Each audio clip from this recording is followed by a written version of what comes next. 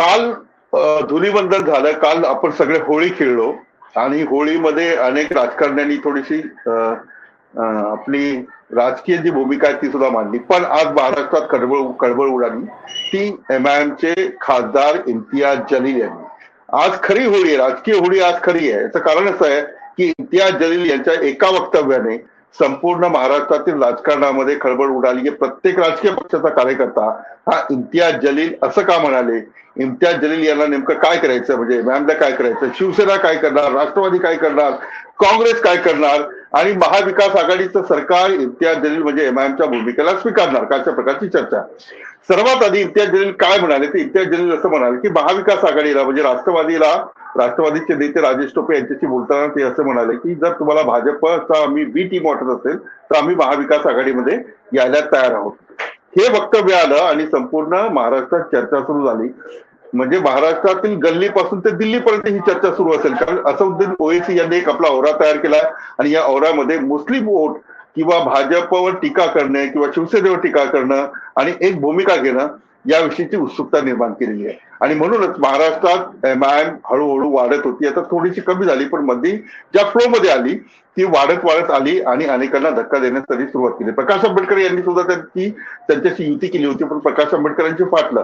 इम्तियाज जलील का म्हणाले, राष्ट्रवादीला त्यांनी टाळी का मागितली आहे याविषयीची चर्चा करतोय आणि या चर्चेत सहभागी होतात इम्तियाज जलील खासदार, पूर्वाश्रमीचे पत्रकार आहेत, त्यामुळे शब्दाचे खेळ करणं त्यांना जमतं, राजकारण काय असतं ते जमतं. इम्तियाजजी, म्हणजे आज तुमचंच नाव चर्चेमध्ये आहे, म्हणजे दिल्लीपर्यंत तुमचं नाव चर्चेमध्ये असेल. मला तर वाटतं अमित शहा आणि नरेंद्र मोदी यांच्या कानामध्ये सुद्धा हे गेलं असेल की MIM आता राष्ट्रवादीला टाळी मागते.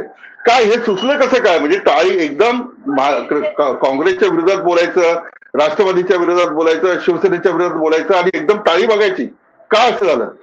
उत्तर प्रदेशच्या निवडणुकीच्या नंतर काँग्रेस असू द्या, राष्ट्रवादी असू द्या, शिवसेना असू द्या, हे तिघांनी उत्तर प्रदेशमध्ये निवडणूक लढली होती. त्याचसोबत हे आपले समाजवादी पार्टी आणि बहुजन समाज पार्टीनेही इलेक्शन लढली होती. आणि त्याच्यानंतर कोणीही याच्या बाबतीत चर्चा करायला तयार नाही होते की काँग्रेसने 403 जागावर इलेक्शन लढली, NCP सुद्धा तिथे गेली, शिवसेनेचे आदित्य ठाकरे तिथे गेले प्रचार करण्यासाठी, अनेक मंत्र्यांना ते सोबत घेऊन गेले, राष्ट्रवादी काँग्रेसचे नवाब मलिक साहेब तिथे बसलेले होते. आणि त्याच्यानंतर आपण पराभूत झाले आणि भाजप जिंकली. तर आपल्या पराभवाचं कारण काय आहे, तर MIM आहे. भारतीय जनता पार्टी जिंकती कोणाच्यामुळे, तर MIM मुळे. हे जे दरवेळी हे जे बोलण्याचा प्रयत्न करण्यात येतं आणि कुठेतरी खापर फोडायचं, तर त्यांना असं वाटतं की MIM एक सॉफ्ट पंचिंग बॅग आहे. आपण आपला खापर फोडायचा असेल तर MIM वर फोडून टाकू आपण. तर तेच होऊन राहिलं होतं. राजेश टोपे साहेब माझे जवळचे मित्र आहे. माझ्या शाळेमध्ये मी एका शाळेमध्ये शिकलो होतो. ते माझ्या आईच्या निधनानंतर ते श्रद्धांजली देण्यासाठी आले होते आणि बोलता त्यांच्या सोबत जे लोक आले त्यांनी म्हटलं की तुमच्यामुळे भारतीय जनता पार्टी आली. मग मी त्याच्यावर रागवले आणि मी म्हटलं की 7 सीट्स होते, फक्त 7 सीट्स होते की ज्याच्यामुळे MIM मुळे समाजवादी पार्टीला नुकसान झालं आहे. पण तुम्ही जे म्हणत आहे की 60-70 सीट्सवर, तर हे असंच एक व्हॉट्सअप युनिव्हर्सिटीमध्ये असे मेसेजेस फ्लोट करायचं आणि MIM मुळे हे झालं, MIM मुळे हे झालं. तर मी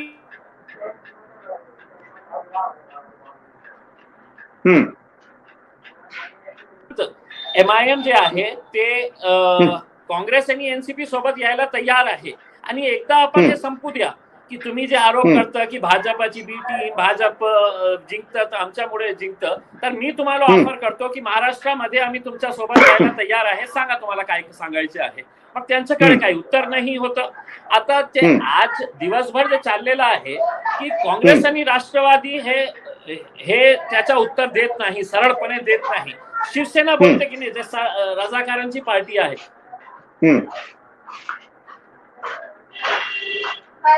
बरोबर.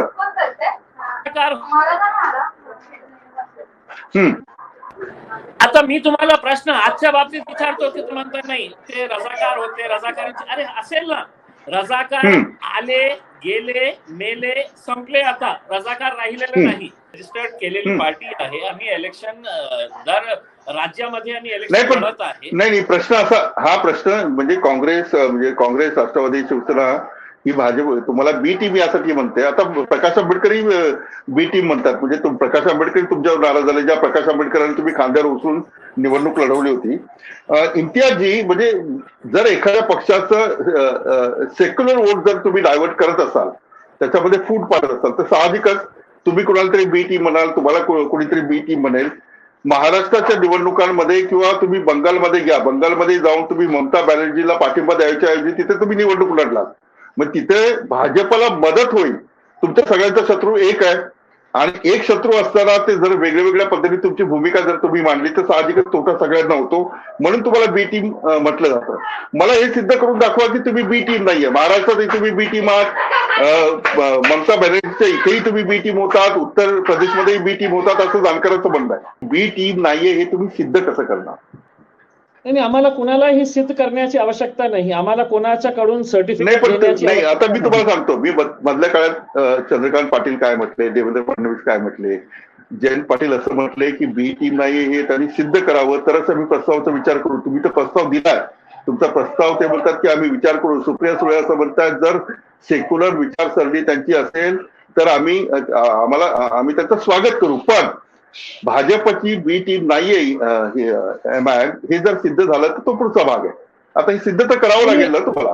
हे जे नाव तुम्ही घेतलंय ते सुप्रिया सुळेचं असू द्या, जयंत पाटीलचं असू द्या किंवा कोणीही असू द्या, त्यांच्याकडून आम्हाला सर्टिफिकेट घेण्याची आवश्यकता नाही आहे की आम्ही बी टीम नाही आहे, आम्ही सेक्युलर नाही आहे किंवा नाही आहे. तुम्ही जेव्हा शिवसेनेसोबत जाऊ शकतं मग तुम्ही काय सर्टिफिकेट घेतलं होतं का? आता तुम्ही दिलेलं आहे ना सर्टिफिकेट शिवसेनेलाही. शिवसेना का सेक्युलर पार्टी होती का? नाही, ती कम्युनल पार्टी होती. महाराष्ट्रामध्ये सगळ्यात जास्त कम्युनल कोणती पार्टी होती तर ते शिवसेना आणि भारतीय जनता पार्टी. आता फक्त सत्तेसाठी तुम्ही गेलेले आहे ते आम्हाला मान्य आहे, पण आजची परिस्थिती बघता आपण ते सगळं विसरून जाऊ. पण आम्ही इतकं लाचार नाही झालेलं आहे की तुम्हाला सिद्ध करण्यासाठी आम्ही काही करणार आहे. आम्ही फक्त तुम्हाला प्रस्ताव दिलेला आहे, ते मान्य असेल तर स्वीकार करा, नाही मान्य असेल तर मला ते सांगा, तुम्ही बी टीम आहात की नाही आहात? नाही, हे जे लोकांना काही कळत नाही ना, ज्यांना राजनीती काही समजत नाही, त्यांना असं वाटतं की एमआयएम जे आहे ते फक्त एक राजनैतिक पक्ष जे आहे ते फक्त भाषणं द्यायचं आणि निवडणूक लढायचं नाही. आता निवडणूक आम्ही लढत आहे. हे प्रश्न तुम्ही काँग्रेसला विचारलं का की 403 तुमची काही तिथे होतं नाही, तुम्ही 403 कशाला लढलं? आम्ही तर 25% सीटशी लढलं उत्तर प्रदेशमध्ये. राष्ट्रवादीचं काय होतं उत्तर प्रदेशमध्ये, ते कशाला गेले? शिवसेनेचं काही होतं का? जमानत जप्त झाली त्यांची. आदित्य ठाकरे साहेब त्यांचे 2 नंबरचे नेते होते, ते उत्तर प्रदेशमध्ये जाऊन बसले होते आणि ते आम्हाला आज विचारतं की तुम्ही बी टीम आहे का नाही आहे करके. आम्ही बी टीम असलं असतं तर औरंगाबाद मध्ये शिवसेनेला आणि भाजपला जे मागच्या 30 वर्षापासून सत्तेमध्ये बसले होते, दोघं होते, तर त्यांना पराभूत केलं ना आम्ही. आणि तेच प्रश्न आता मी हे राष्ट्रवादीवाले जे आम्हाला ज्ञान पाजत आहे त्यांना विचारतो की तुमची जबाबदारी नाही आहे का की एका मुस्लिम खासदाराला निवडून यायची का? फक्त आपल्याला मतं पाहिजे. म्हणजे मतांसाठी राष्ट्रवादी काँग्रेस हे सगळं राजकारण करते. इम्तियाजजी, दोन गोष्टी खूप महत्वाच्या आहेत. तुमचा भाजप हा विरोधक आहे. भाजपच्या हातात सगळी यंत्रणा आहे, केंद्रीय यंत्रणाचे साम दाम दंडभेद सगळं वापरतायत आणि विरोधी पक्ष हा ठिसूळ करण्याचं काम जे आहे ते संपूर्ण देशामध्ये सुरू आहे असा आरोप केला जातो. अशा परिस्थितीमध्ये सर्व विरोधी पक्षांनी, म्हणजे विरोधी पक्ष जर मजबूत असेल तर सरकारवर एक नियंत्रण राहतं, लोकशाही टिकवण्यासाठी एक जरिया रहता है. तो इम्तियाजी मुझे ये बताओ कि इस शिवसेना साथ में है और आप महाविकास आघाड़ी में जाने की बात कर रहे हो, ये का म्हणजे शिवसेनेला हे रुचेल कसं काय? जी शिवसेना तुमच्या औरंगाबादमध्ये विस्तव जात नाहीये. चंद्रकांत खैरेचं वक्तव्य मी तुम्हाला नंतर सांगतो. शिवसेनेला हे पचल कसं काय? मला काय सांगायचं आहे, देखिए विलास भाई, कि आज भारतीय जनता पार्टी इस देश के लिए बहुत घातक है. भारतीय जनता पार्टी ने न राज्य सरकार के अंदर न राष्ट्र के अंदर कहीं पर भी ये चुनकर आना, क्योंकि इन्होंने अपने राजनीतिक स्वार्थ के लिए इस देश के अंदर जो समाजों के बीच में दरार पैदा करने का काम किया है. एक फिल्म के नाम के ऊपर अगर इस देश का वजीर आजम ही बाहर आकर लोगों को प्रोत्साहित कर रहा है और ये कहने की कोशिश कर रहा है कि वो जो कश्मीर के अंदर हुआ है वो सारे मुसलमानों को एक ही चश्मे से देखो, तो इससे ज्यादा दुर्भाग्यपूर्ण बात क्या हो सकती है। दूसरा ये है कि आज ये हकीकत है, आपने बिल्कुल सही बताया है कि इस देश के अंदर सिर्फ भारतीय जनता पार्टी एक ऐसी पार्टी बची है जिसके पास पैसा है, जिसके पास सत्ता है और जिसके पास एजेंसीज अपने जेब में लेके घूम रहे हैं। पूरे जितने एजेंसीज है ये अपने कब्जे में रखे हुए हैं और उसका पूरी तरह से उपयोग या दुरुपयोग जैसा भी करना है वो बराबर तरीके से कर रहे हैं। अब ऐसे हालात के अंदर भारतीय जनता पार्टी को अगर हराना है तो हमने देख चुके हैं उत्तर प्रदेश के अंदर 403 सीटें लड़ने के बाद कांग्रेस का क्या हाल हुआ है। राष्ट्रवादी कांग्रेस वहां पर जाकर डंके की चोट पे कह रही थी कि हम इनको पछाड़ेंगे करके, वहां पे उनकी हालत क्या हुई। शिवसेना का वहां पर वजूद नहीं, लेकिन उनके भी नेता वहां पर पूरी ताकत लगाने के बावजूद उनकी भी जमानत जब्त हो गई है और एमआईएम ने भी वहां पर पूरी ताकत लगाने के बाद लोगों ने हमको कबूल नहीं किया है। अब ऐसे हालात के अंदर अगर सही मानों में भारतीय जनता पार्टी को हराना है तो 2 कदम हमको पीछे हटना पड़ेगा और 2 कदम आपको आगे आना पड़ेगा उसमें। अब हम 2 कदम पीछे हटकर ये इस बात के लिए पूरी तरह से तैयार है कि हम कांग्रेस एनसीपी के साथ जाने के लिए तैयार है। हम शिवसेना का इसलिए नहीं कर रहे हैं कि जिस शिवसेना ने आज उनके मुख्यमंत्री ने असेंबली में खड़े रहकर ये कहा है कि बाबरी मस्जिद हमने तोड़े हैं और हमें इसका गर्व है। ये कांग्रेस और राष्ट्रवादी कांग्रेस इसको झेल सकते हैं, इसको बर्दाश्त कर सकते हैं, लेकिन एमआईएम जिन मुद्दों के ऊपर खड़ी रही, हम अपने मुद्दों के साथ कॉम्प्रोमाइज नहीं करेंगे। और हम ये जानते हुए हम इसलिए कह रहे हैं कि जो पार्टियां मुसलमानों के वोट चाहती है उनको ये फैसला करना है कि आप हमारे साथ आएंगे, आप हमको लेंगे साथ में या नहीं लेंगे, हाँ या ना कहिए। और हम इतने भी दबे कुत्ते नहीं है, हम इतने भी बेबस नहीं है, मजबूर नहीं है और इतने भी कमजोर नहीं है कि तुम हमको कहेंगे कि तुम सर्टिफिकेट दो। कोई सर्टिफिकेट देंगे नहीं। जैसी हालत है वैसे उसके अंदर अगर कबूल करने के लिए तैयार है तो ठीक, नहीं तो राम राम, अपना घर बसाइएगा आप उसमें। घोड़ा मैदान सामने है, उसके अंदर देखा जाएगा लड़ाई किसकी कैसी होती है करके। 2 गोष्टी चंद्रकांत खैरेंचं स्टेटमेंट मी तुम्हाला ऐकवतो, त्याच्यावर मला प्रतिक्रिया तुमची आवडेल. चंद्रकांत खैरे साहब, आप विलास भाई कोई शिवसेनेचे आपको खैरे साहब? जलील भाई माजी खासदार आहेत आणि शिवसेनेचे नेते आहेत आणि या लोकशाहीमध्ये प्रत्येकाचं महत्व आहे ते असं म्हणतात आणि गंभीर आरोप आहे. आता माजी खासदारांनी समजा आरोप केला असेल तो गंभीर असेल तर मला प्रश्न विचारणं भाग आहे. ते असं म्हणतायत की इम्तियाज जलीलच्या डोक्यामध्ये नागपूरच्या एका नेत्याने असं काही भरवलंय की ते महाविकास आघाडीला डिस्टर्ब करू पाहतात. का डिस्टर्ब करू पाहतात तर 2 वर्ष झालं, 2.5 वर्ष झालं सरकार काय पडत नाही. भाजप प्रयत्न करताय, ईडी लावली, सीडी लावली, पेन ड्राईव्ह दिला, सरकार काय पडत नाही. आता एमआयएम नावाचं जे पिल्लू आहे किंवा एमआयएमला महाविकास आघाडीकडे पाठवायचं आणि लोकांमध्ये एक संभ्रम निर्माण करायचं, हा डाव आहे. हा डाव भाजपने खेळलेला आहे इम्तियाज जलील यांच्या मार्फत, असं त्यांचं म्हणणं आहे. आता उत्तर काय द्यायचं हे तुम्ही विचार करा, किंवा उत्तर द्यायचं की नाही द्यायचं हे तुम्ही विचार करा. नाही विलास, मला हे सांगायचे आहे आदरणीय चंद्रकांत खैरे साहेबांना की इम्तियाज जलील इतका अनटचेबल कसे झालेले आहे आणि ज्या अब्दुल सत्तारांच्या बाबतीत सामनामध्ये 8 कॉलमचे तुम्ही बातमी दिली होती की त्यांचे संबंध काय आहे, त्या बातमीची खात्री माझ्याकडे आहे. ज्या सामनाने दिली होती ते चालतील आपल्याला, ते सगळं चालतील. फक्त एमआयएम म्हणजे हे काय हे राजनीतिक पक्षांना असं वाटतं की नाही या समाजाची मक्तेदारी सगळ्या आमच्याकडे आहे. मला त्यांना प्रश्न विचारायचा आहे, तुम्हाला अब्दुल सत्तार चालतात मग इम्तियाज जलील का चालत नाही हे सांगा ना तुम्ही. हे काही सांगायला तयार नाही. मी त्यांना म्हणतो की साहेब, आपल्याला भारतीय जनता पार्टीला पराभूत करण्यासाठी सगळे राजनैतिक मतभेद विसरावे लागणार आहे. आपल्याला वैचारिक मतभेद काय आहे ते सगळं हे आपल्याला विसरण्याची वेळ आलेली आहे. कारण कोणत्याही परिस्थितीमध्ये आपण भारतीय जनता पार्टी पुन्हा सत्तेमध्ये आली तर देशाला, महाराष्ट्राला खूप घातक असणार आहे. हे मला माहित आहे. आपल्याला अबू आसिम चालतं. मी खैरे साहेबांना विचारतो की अबू आसिम चालतं आपल्याला, मग इम्तियाज जलील मध्ये असं काय झालेलं आहे की इम्तियाज जलील आपल्याला नाही का आतंकी आहे का? मी लोकांनी निवडून दिलेला आहे. इलेक्शन मध्ये रजिस्टर्ड पार्टी आहे. नाही, इम्तियाज जलील का चालत नाही? त्यांचं तर असं म्हणणं आहे की इम्तियाज जलीलला आता काही पुढच्या वेळेला निवडून येत नाही, कारण प्रकाश आंबेडकर सोबत नाही आहेत, कोणी सोबत नाही, आणि म्हणून भाजपने हा पत्ता टाकलेला आहे. नाही खैरे साहेब सोबत माझ्यासोबत असणार आहे. तुम्ही बघा 2024 ला चंद्रकांत खैरे साहेब सुद्धा माझ्या सोबत असणार आहे, कारण त्यांचं राग आपल्या पार्टीवर या कारणाने येणार आहे की त्यांना तिकीट मिळणार नाही. मग ते रागाने म्हणतील की नाही इम्तियाज जलील मी तुझ्या सोबत असणार आहे, याला तुला जिंकून आणू करते मी. बघा तुम्ही 2024 ला दीड महिने वर्ष राहिलेले आहे, त्यांना काही तिकीट मिळणार नाही. आणि ते इतकं रागवलेले असणार की ते म्हणतील की नाही आता मी शिवसेनेला पाळणार आणि इम्तियाज जलीलला जिंकून आणणार. बघा तुम्ही. चला इम्तियाजी, महाविकास आघाडीमध्ये मुख्यमंत्री शिवसेनेचा आहे, त्यामुळे मला हा प्रश्न विचारला पाहिजे. औरंगाबादचं नाव संभाजीनगर करण्याला तुमचा विरोध आहे. तुम्ही छत्रपती शिवाजी महाराज यांच्या पुतळ्याच्या कार्यक्रमालाही विरोध केला. आता ही या दोन भूमिका, ही तुमच्या दोन भूमिका नेमक्या काय?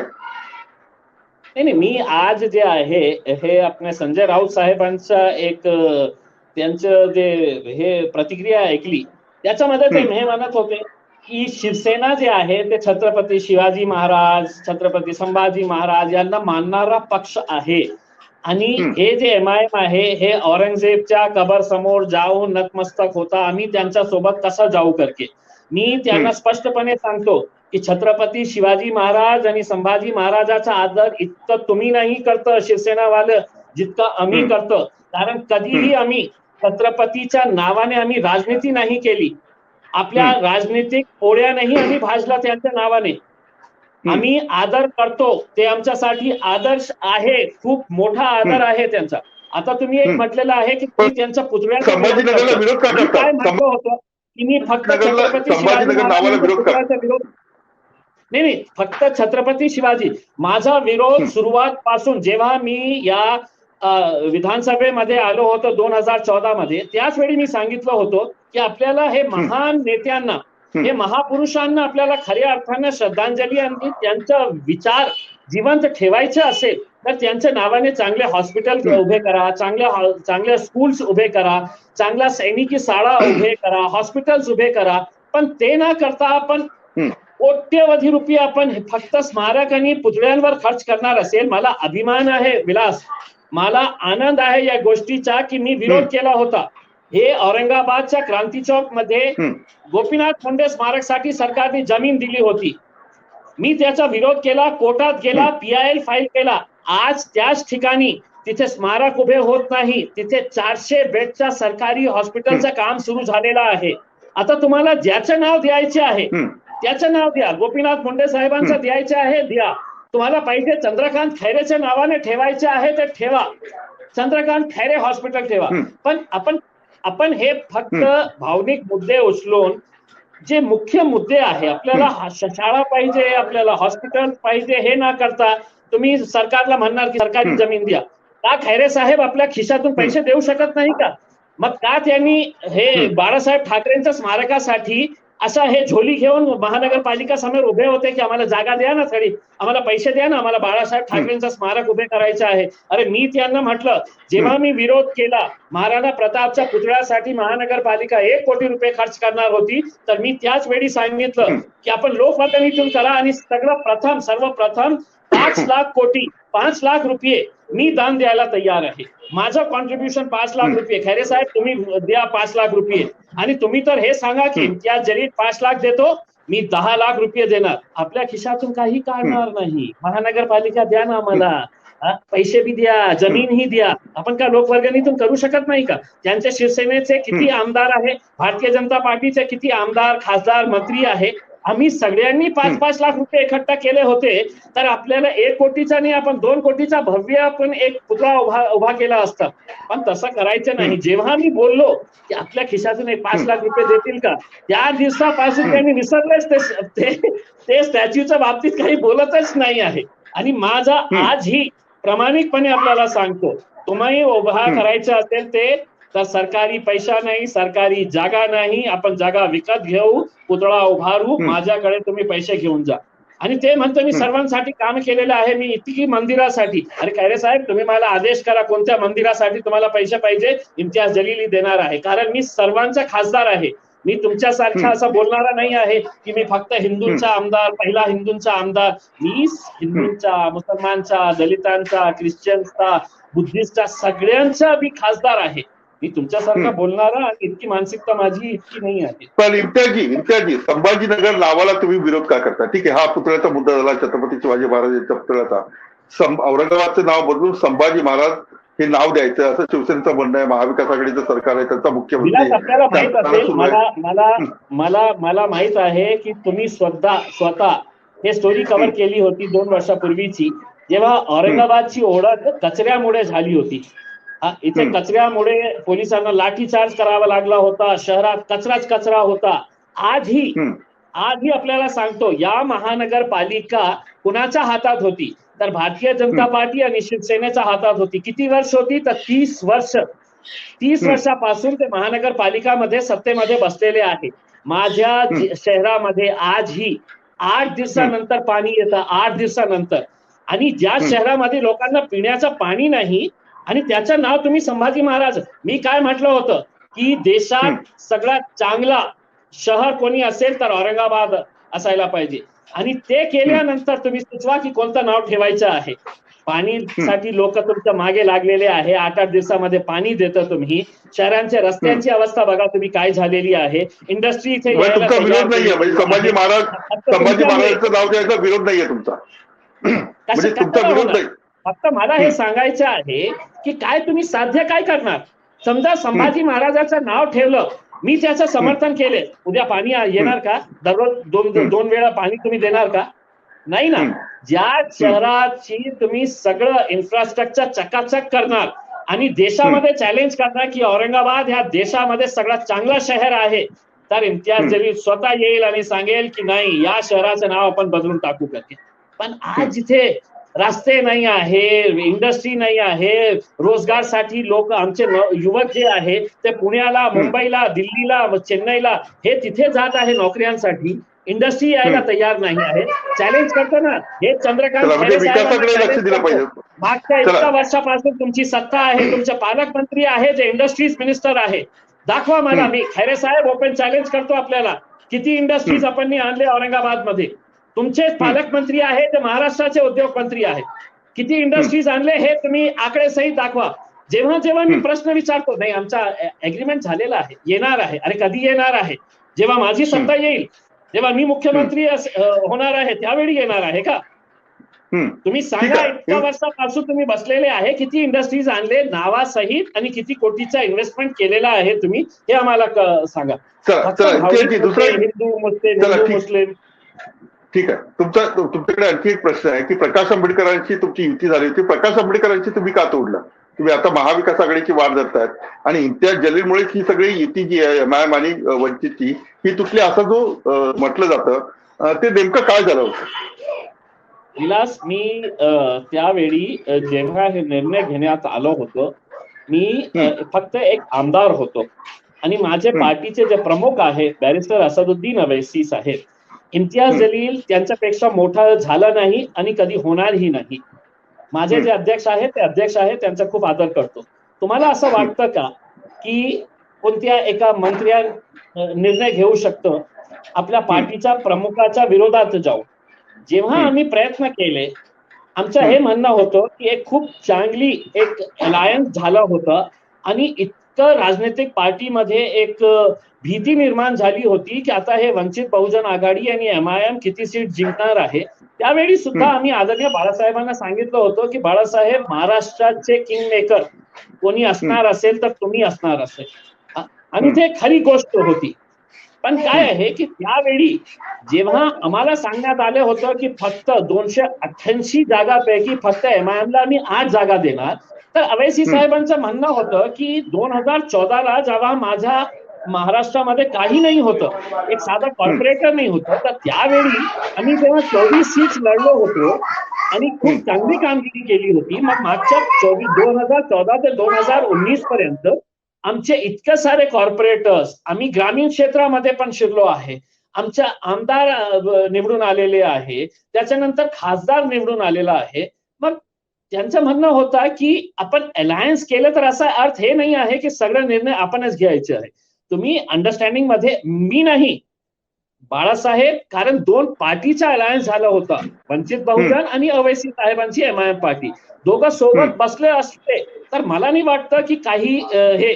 पण काय आहे की तुम्ही काहीही बोलायला तयार नाही आणि फक्त 8 सीट्सवर ठाम आहे. मग त्यांनी म्हटलं की नाही आम्ही 8 सीटपेक्षा जास्त देणार नाही. तर अवैसी साहेबांनी मला सांगितलं होतं की असं हे निर्णय असणार असेल तर मला हे करायचं नाही आहे, कारण आम्हालाही हे निवडणूक लढायची आहे, महत्वाची आहे आमच्यासाठी. आता मला हे सांगायचे आहे आदरणीय बाळासाहेबांना की आपण इतकं सीट्स लढल्यानंतर काय साध्य झाले. हे हकीकत हे आहे विलास की आज जे खासदार मी निवडून आलेला आहे की फक्त माझ्या दलित बांधवांनी वंचित बहुजन आघाडीने ज्या प्रकारे माझं समर्थन केलं, माझ्यासाठी जे काम केलं, त्यांनी बघितलं नाही की कॅन्डिडेट कोण आहे.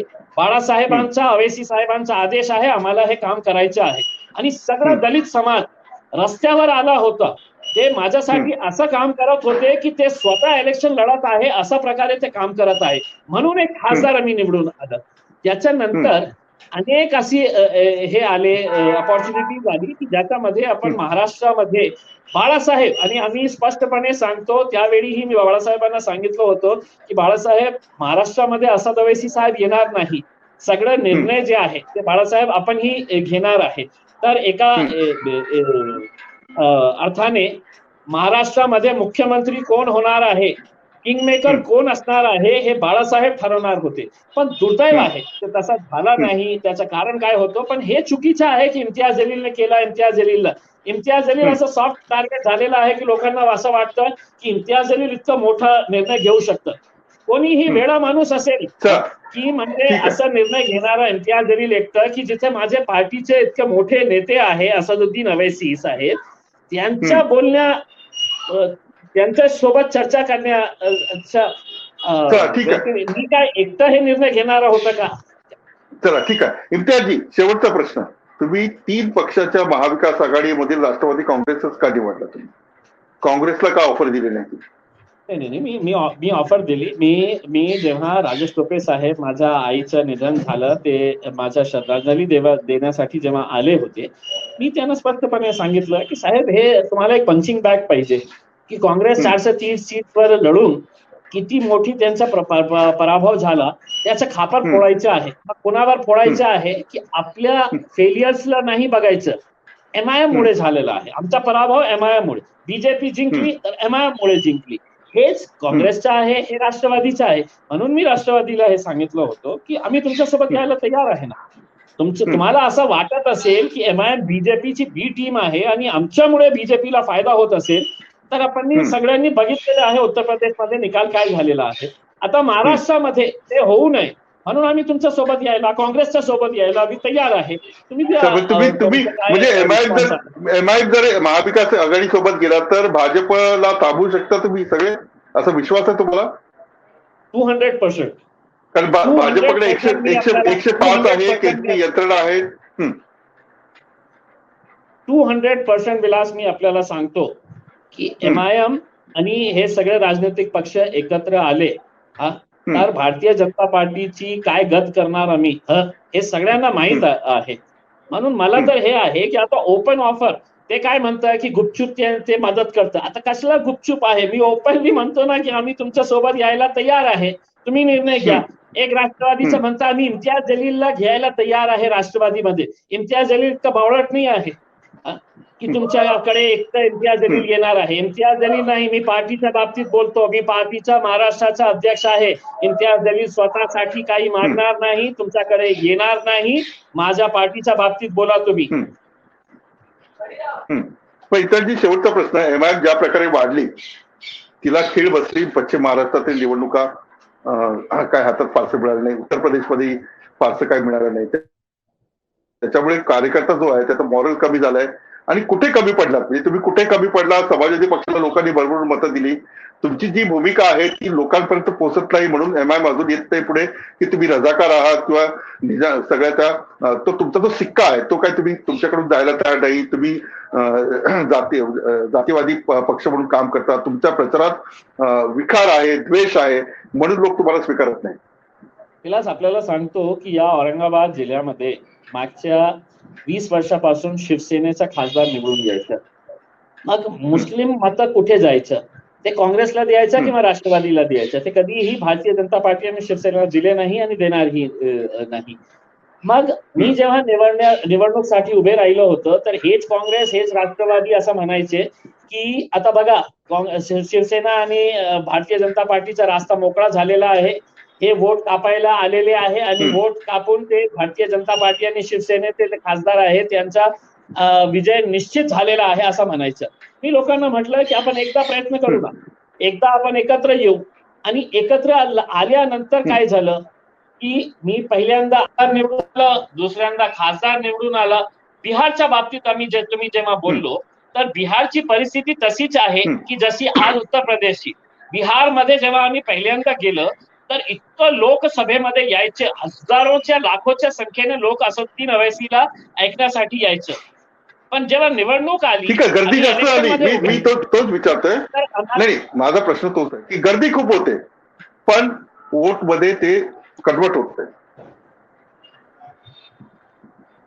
नाही, मला काय सांगायचं आहे की बिहारमध्ये तसंच झालं होतं. आम्हाला 0 मिळाले होते पहिल्यांदा, 0, एकही सीट आम्ही जिंकलो नाही होतो. मग त्याचं हे आमच्यावर हे झालं की आम्हाला माहित पडलं की आता हे 8-10 सीट जे आहे त्याच्यावर आम्ही कॉन्सन्ट्रेट केलं तर आम्ही जिंकू शकतो नेक्स्ट टाइम. आणि त्या 8-10 सीट्सवर आम्ही खूप मेहनत केली. 5 वर्ष लगातार आम्ही तिथे गेलो, तिथे काम केलं, प्रचार केलं. लोकांमध्ये असं हे झालं की त्यांना आपण मत दिले नाही तरी सुद्धा ते आमच्या सोबत येत आहे, आमच्या अडीअडचणीच्या वेळी ते आमच्या सोबत उभे राहतं. मग दुसऱ्यांदा जेव्हा आम्ही तिथे गेलं फक्त आम्ही 8 सीट्सवर कॉन्सन्ट्रेट केलं होतं, ज्याची एक सीट माझ्यावर जबाबदारी देण्यात आली होती, कोचाधामन बिहारची. ते 8 पैकी 5 आम्ही निवडून आणले. 5 आमदार आहे. आता मी आपल्याला सांगतो उत्तर प्रदेशची ही परिस्थिती अशीच आहे की आम्हाला पहिल्यांदा विजय मिळालेला नाही आहे. तर असं नाही आहे की आम्ही खूप आमचा मोरल डाऊन झालेला आहे. निवडणूक आहे. भारतीय जनता पार्टी एका काळात फक्त 2 खासदार होते ना, आज 300 वर कशा गेलेले आहे. तसंच आमचं पण आहे, आमचे 2 खासदार आहे. येणाऱ्या काळात बघा आम्ही आमची काय आहे. पण आज कुणाचे तुम्हाला फोन वगैरे आले क्या इम्तियाज भाई आपने तो दबाल बचा दिया, कुणाचे फोन आले आज? नाही, मला कोणत्याही राजनैतिक पक्षाचे फोन आले नाही. मी फक्त मीडिया वरून मला कळालेले आहे की यांनी अशी प्रतिक्रिया दिलेली आहे, त्यांनी अशी प्रतिक्रिया दिलेली आहे. मला दुर्दैव हे वाटतं की आज अशी परिस्थिती निर्माण झालेली आहे की या राज्याचा सगळ्यात जास्त कट्टर जी एक पार्टी होती शिवसेना, ते आम्हाला तो सेक्युलरिझम आणि कम्युनलिझमचा सर्टिफिकेट द्यायला निघालेली आहे. म्हणजे याच्यापेक्षा जास्त काय मी हसू का रडू मला कळत नाही होतं की शिवसेना म्हणतं की नाही हे जातीवादी पक्ष आहे. अरे आपण कोण आहे एकदा कधी विचार केला का? त्यांना मी सांगतो की मुंबईच्या दंगलीमध्ये आपला रोल काय होते तर एकदा संजय राऊतांनी त्याची रिपोर्ट वाचावी आणि आपल्याला वाचता येत नसेल तुमच्या पार्टीमध्ये नेत्यांना तर माझ्याकडे ये, मी तुम्हाला एक ओळी समजून सांगतो की श्रीकृष्ण कमिशनने आपल्या बाबतीत आपल्या नेत्यांच्या बाबतीत काय बोलले होते. असदुद्दीन अवैसी साहेबांना एकदाही इलेक्शन कमिशनने 6 वर्षासाठी डिबार केले नाही, पण तुमचे जे नेते आहे प्रमुख आहे बाळासाहेब ठाकरे यांना 6 वर्षासाठी इलेक्शन कमिशनने डिबार केलं होतं याच्यासाठी. आणि तुम्ही आम्हाला ज्ञान पाजत आहे आता आम्ही किती धर्मनिरपेक्ष झालेले आहे. अरे हे लालसा तुम्हाला क्रचेस पाहिजे, तुम्हाला सपोर्ट पाहिजे, तुमच्यामध्ये ताकद संपलेली आहे. तुम्हाला काँग्रेसचा सपोर्ट पाहिजे, एका मांडीवर तुम्ही काँग्रेसला बसवलेले आहे आणि दुसऱ्यावर राष्ट्रवादीला बसवलेले आहे आणि आम्हाला ज्ञान पाजण्याचा तुम्ही प्रयत्न करत आहे. इत्यादी समजा भाजपला रोखण्यासाठी शिवसेनेबरोबर जायची वेळ आली तर तुम्ही शिवसेनेबरोबर जाल? आम्ही आमच्या जे आमचे मुद्दे आहेत त्या मुद्द्यावर आम्ही कोणत्याही परिस्थितीत कॉम्प्रोमाइज करणार नाही. आम्ही काँग्रेस आणि राष्ट्रवादीला हे सांगितलेलं आहे. आता या 2 पक्षांची जबाबदारी आहे, त्यांनी आम्हाला समजून सांगावं की शिवसेना सोबत तुम्हाला जायचं नसेल तर आपण कसा करता येईल ते यांच्यावर आम्ही सोडलेलं आहे. त्यांच्याकडून काही येऊ द्या, मग त्याच्यानंतर आपण बोलू आपण काय करता येईल. शिवसेनेवर जायचं असेल तर काय कंडिशन आहे तुमच्या? नाही, कंडिशन्स काय आहे? आम्ही जे मुस्लिम रिझर्वेशनच्या बाबतीत बोललेलं आहे, आम्ही बाबरी मस्जिदच्या बाबतीत आमचा जे स्टँड आहे ते स्टँड आहे आजही. त्यांचा मुख्यमंत्री विधानसभेमध्ये उभे राहून सांगतो की आम्हाला गर्व आहे, आम्हाला अभिमान आहे. आम्ही इतकं काँग्रेस आणि राष्ट्रवादीचे लाचार सारखे पार्टी नाही आहे. आम्ही त्यांचा विरोध त्यावेळीही केलं, आजही केलं आणि उद्याही करणार आहे. आमच्या जे मुस्लिम रिझर्वेशनचा वक्फचा इश्यू आहे आणि जे काय आता हिजाबच्या बाबतीत ही ते बोलतो ते संजय राऊत जे आहे तर लगातार काही ना काही बोलत राहतं ते त्यांना एक हिंदू वोट बँक ही प्रोटेक्ट करायची आहे आणि आपला एक नवीन सेक्युलरिझमचा चेहराही दाखवायचा आहे. आम्ही तसा काहीही कॉम्प्रोमाइज करणार नाही. जे आमचे मुद्दे आहे ते मुद्दे आहे आणि राहणार. खूप खूप धन्यवाद इम्तियाजजी. तुमच्या एका वक्तव्यामुळे संपूर्ण महाराष्ट्रात राजकारणाची चर्चा झाली आणि त्याचा तुम्ही आनंद घेताय. कारण अजून 2.5 वर्ष आहेत. महाविकास आघाडीचा प्रत्येक नेता असं म्हणतोय की हे सरकार 2.5 वर्ष टिकणार आहे. काही लोक असं म्हणतात की इम्तियाज जलील यांचा वापर करून भाजप महाविकास आघाडीला आणखी थोडंसं चितवत आहे. पण हे राजकारण आहे. कालच रंगपंचमी झाली आणि आज तुम्ही पत्रकार म्हणून इम्तियाज जलीलचा कोणी वापर करण्याची कोणाची लायकी नाही, कोणाची हिंमत नाही महाराष्ट्रामध्ये, स्पष्टपणे सांगतो. चला म्हणजे आज खऱ्या अर्थाने काल रंगाची होळी झाली. आज तुम्ही राजकीय म्हणजे वातावरणाची होळी केलेली आहे, धुलीवंदन केलेलं आहे. पण असं असतं राजकारण हे खूप विचित्र असतं. कोण कोणाचा शत्रू नसतो, कोण कोणाचा मित्र नसतं. कधी काय होईल, कधी कोण काय बोलेल. एकेकाळचे शत्रू मित्र होतात, मित्र शत्रू होतात. पण मी तुमच्याकडून जाणून घेण्याचा प्रयत्न केला की हे तुम्ही नेमकं का केलं किंवा का म्हटलं आणि त्याचे काय परिणाम होऊ शकतात. खूप खूप धन्यवाद. मी तेच सांगतो, आपण पाहतो मॅक्स महाराष्ट्र.